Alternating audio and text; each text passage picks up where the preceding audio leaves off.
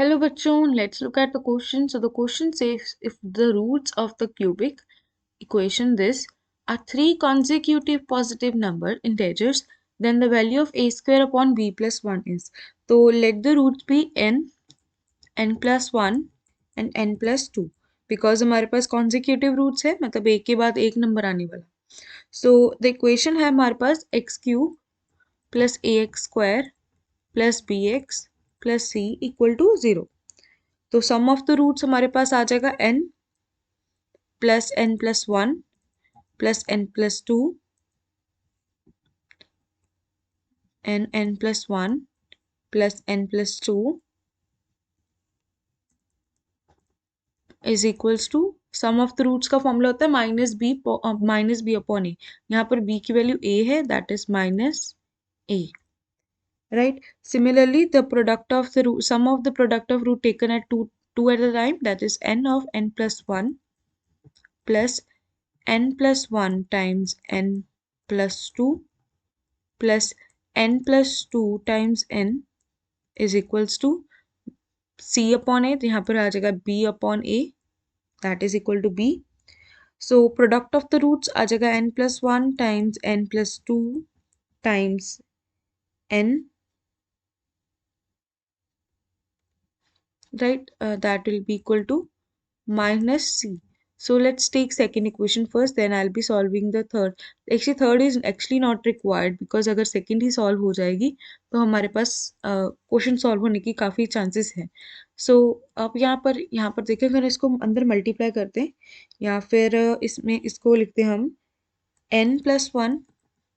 इन दोनों में से कॉमन निकाल लें, इन दोनों टर्म्स से n प्लस 1 कॉमन निकलेगा तो हमारे पास आ जाएगा n प्लस 2, राइट. अंदर इसके साथ आ जाएगा n plus 2 times n is equals to b.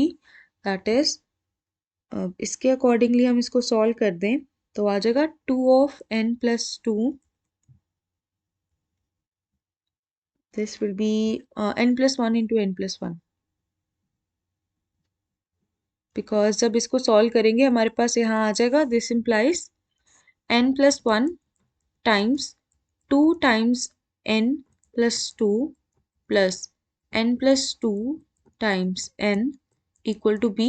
अब इसमें से हम 2 कॉमन निकाल लें, this will be n plus 1, 2 common निकला और आ जाएगा n plus 1 plus n plus 2 times n equal to b, right. तो इसको हम सॉल्व कर लेंगे, यहाँ आ जाएगा हमारे पास n प्लस 1 और n plus 1, n plus 1 square हो गया that is 2 times n plus 1 का whole square plus n times n plus 2 is equals to b.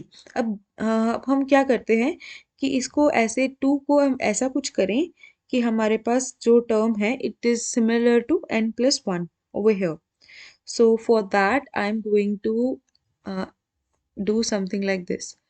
2n plus 1 है, अब ये n है हमारे पास, इस n के साथ मैं करने लगी हूँ प्लस 1 और सब्ट्रैक्ट 1.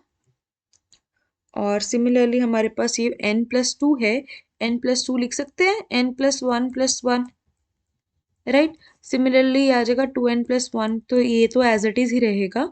इसको हम लिख सकते हैं, इसको a मान लेते हैं, इसको b, इसको a, इसको b. a minus B, a plus B का होल स्क्वायर आ जाएगा that is A square minus B square. यहाँ पर a हमने किसको माना n प्लस 1, तो n प्लस 1 का स्क्वायर माइनस 1 का square that is obviously equal to 1. Now this is equals to b. इसमें से n प्लस 2 का होल स्क्वायर है हमारे पास n प्लस 1 और n प्लस 1, ये आ जाएगा 3n प्लस 1 का whole square minus 1 is equals to b, right. तो अब इसको यहाँ पर इसको देखते हैं अगर, तो लेट दिस बी.